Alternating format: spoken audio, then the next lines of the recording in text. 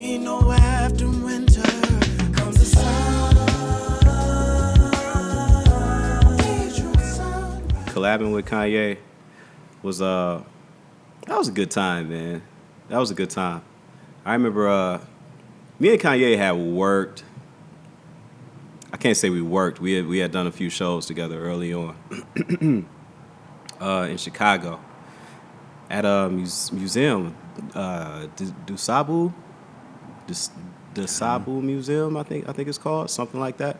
It's been a while, but we did a couple shows together where I like open up and then he'd finish, and then like the next show he'd open up and I'd finish. You know, it was a good time, man, and that was like our introduction to each other. After that, we worked together via Slum Village. We showed up, you know, at a couple different video shoots with them, you know, with each other. Yeah. And then he called me to come out and work on his album with the flashing lights. And that was a good experience, man, you know, just because at this point, you know, we were all going for the same thing. We're trying to get to that end result, which is like a dope song, a fun song, you know. Yeah. And working with him showed me that there's different ways to go about doing it, you know, depending on your audience. Yeah. And depending on what you're trying to get across with the song, you know.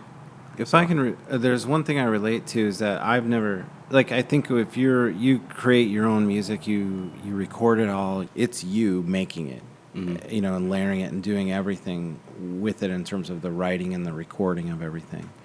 And I did that with photography. I never assisted anybody. I never saw anybody else work or how they lit things or like. And if I now am around a photo shoot or see a shoot happening, like you going in and seeing Kanye's, you end up picking up some things where you're like, oh, that's interesting. Yeah, definitely. Came at it that way. Right. Never seen that done before. Yeah, exactly. But what was the main impressions from that then? Just about Kanye as an artist, like as a person.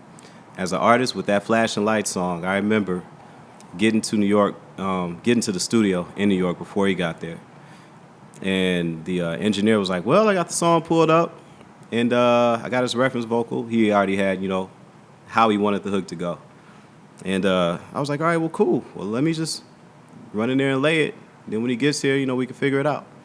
So I went in the booth, you know, and I did it Dwele style. You know, I did the main line, you know, the as you recall, you know, just the main melody. And then I started putting all of these Dwele harmonies over the joint, you know, taking it up, bringing it down, you know, doing all this craziness in there. And we were all listening to it like, yeah, this smack. Mm-hmm. And we were just sitting there talking. And Kanye walks in, so we greet, you know, sit down, talk, catch up for a minute. And he's like, all right, let's cut this. I'm like, I already cut the vocals. He's like, oh, okay, well, let's hear it. And I put it on. He's rocking to it. And the hook is over. And he's like, that's dope. But I'm trying to rock stadiums. I'm like, okay. He was like, so let's take away all the harmonies and let's just leave that melody. So he snatched all the harmonies and just left the melody. And he played it. He's like, that's it. And that was it. Just so simple. I came out of that situation learning that sometimes less is more with music.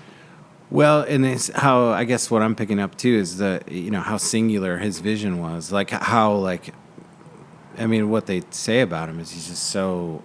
he knows what he wants. He knows what he wants, but oftentimes way ahead of what other people are thinking. And someone's like, what do you mean stadiums? Yeah. You know? And it's like, no, I'm going to make music for stadiums.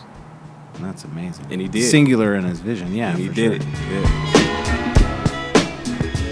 This Full Exposure podcast episode has been made possible through the support of Metro Health, University of Michigan Health, and Dr. Peter Hahn, who believe that creativity and the arts are essential to a rich, healthy, and fulfilling life.